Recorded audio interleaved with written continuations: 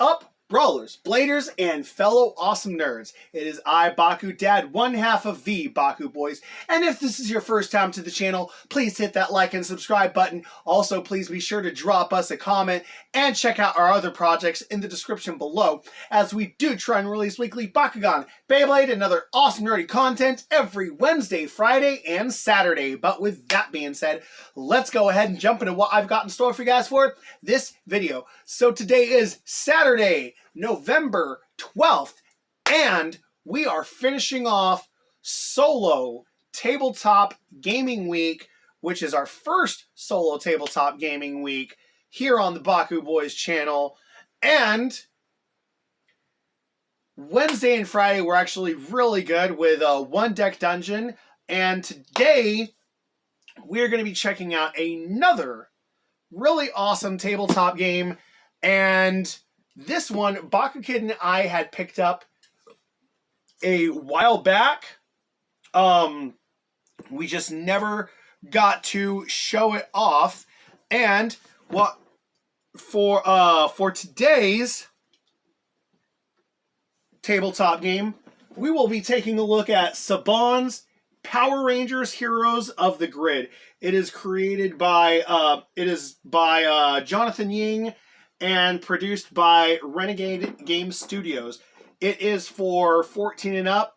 It takes about 45 minutes to an hour to play, and is actually for 2 to 5 players. And I already know what you're saying.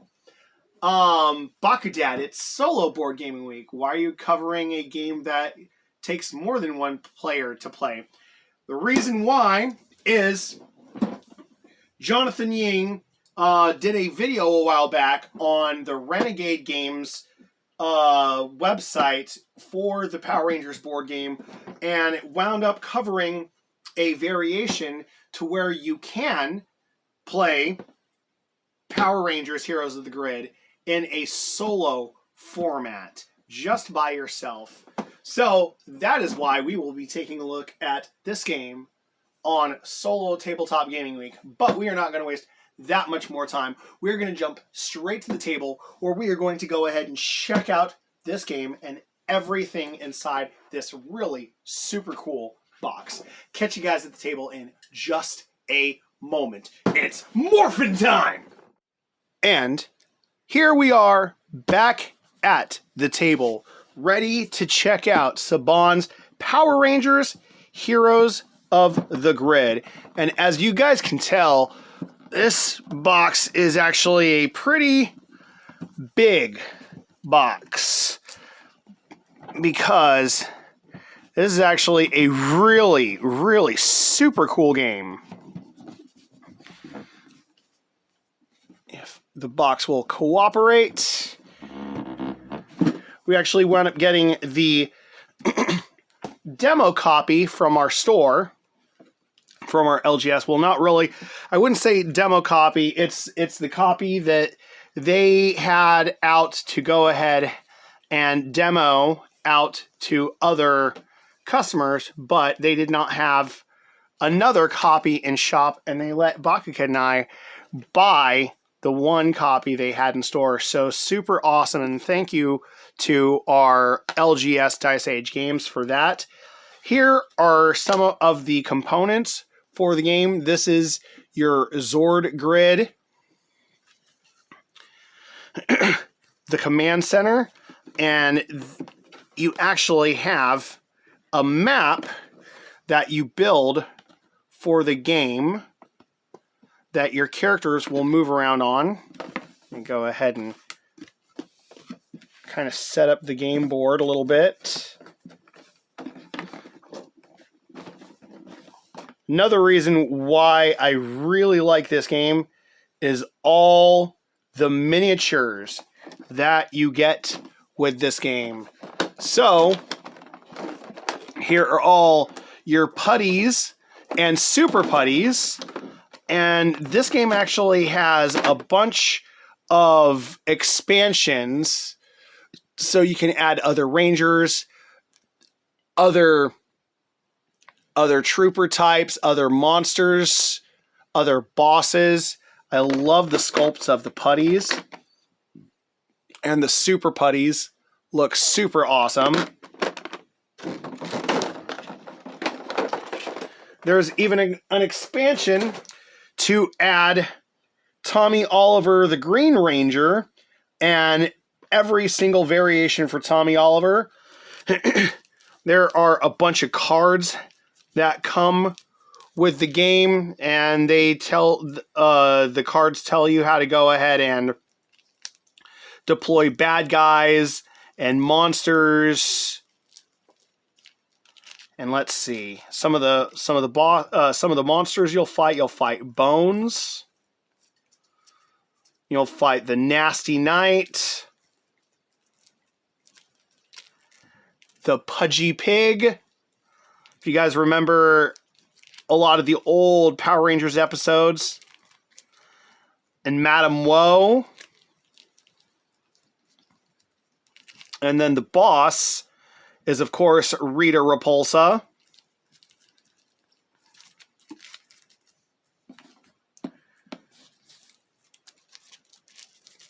I've got all these cards sleeved up because I really like to protect a lot of my and Bakukids tabletop games.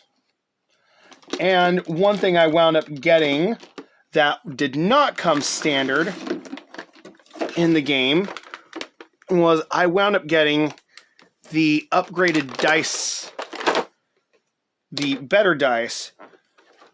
So the game comes with these standard clear colored dice.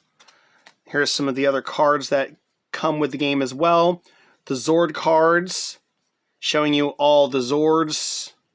Each Zord has a different ability, and then the Dino Megazord. You can even get other expansions to add more Zords and Megazords. Here's the Ranger cards. The different Rangers you can play as. Zach Taylor, Mighty Morphin Black. Jason Lee Scott, Mighty Morphin Red. Trini Kwan, Mighty Morphin Yellow. Billy Cranston, Mighty Morphin Blue. Kimberly Ann Hart, Mighty Morphin Pink. And each Ranger has a different ability unique to that Ranger, which is actually really cool. I like how when you're playing with other people, you can go ahead and strategize on how you're going to take down all the enemies and the bosses. But I wound up getting the Ranger dice set, so you can actually use the colored dice that go with the Ranger you play as. So if you were to play as, I don't have the White Ranger or the Green Ranger, but I already have the dice for the White Ranger and Green Ranger. But being able to use the colored die for whatever Ranger you want to use. All kinds of little tokens. And more cards that come with the game. There's a lot of cards that come with this game. But it needs it because of everything that goes on. And then here's all the Ranger figures that come in the game. This game is so awesome, and I really love these miniatures that come in this game. It really adds a really awesome element. And anytime we get games that have miniatures, I am a fan of games with miniatures. Because being able to visualize combat and visualize where your enemies are at, I've always thought has been super awesome. And yeah, just these molds. Each one just looks really awesome. The art on the cards is really good too. Here's the miniature for Rita Repulsa. And Bones.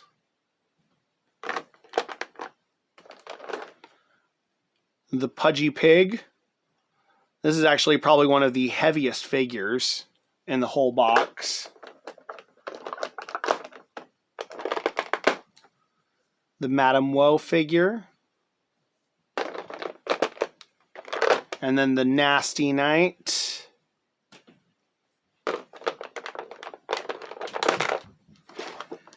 But a lot of how you play the game is you move your Rangers around the map, fighting enemies left and right, and trying to make sure that the city does not get overran by all the enemies in the game.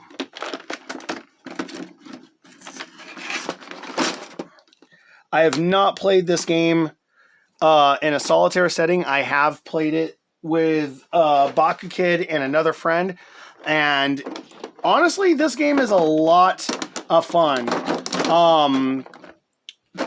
Playing in a team, yeah, you're really coordinating with your friends a lot to make sure that you can make the most out of every turn, because each turn it gets more dangerous on the map, and the more enemies that start to swarm, the more in trouble you wind up getting, and you get in trouble pretty quick in this game. Maybe sometime in the future I might try and do a sit down solo play session of this. I don't know. I mean, it is a little bit of a lengthy game, but it is a lot of fun. And if you're looking for a new tabletop game to sit down and play with some friends or try playing by yourself, I would highly recommend getting your hands on this one. That's another reason why I decided to do a solo tabletop gaming guide. With the holidays coming around the corner, it's always good to try and get some other ideas to a lot of you, because who knows, some of you might be interested in these types of tabletop games. Some of you may not be, others will be. It's just all a matter of preference. To each their own. You know, everyone gets to like what they like, whether, you know, one person thinks it's cool or not. Whatever you like is actually important, and honestly, that is all that matters. That is all you need in the world, what makes you happy and what you like. But I hope you guys did enjoy this video. If you did, go ahead and like and subscribe if you have not already. Check out our other projects in the description below. There are other channels that do more in-depth coverage, showcasing, explaining a lot more. I would definitely check out some other channels on tabletop games as well. My personal preference is the Dice Tower with Tom Vasel. That channel is amazing. Tom Vasel is a great guy and definitely knows his content and his audience. But until next video, I am Baku Dad signing out, one half of the Baku Boys. And always remember to Bakugan Brawl, let it rip, and stay awesome and nerdy. Go, go, Power Rangers!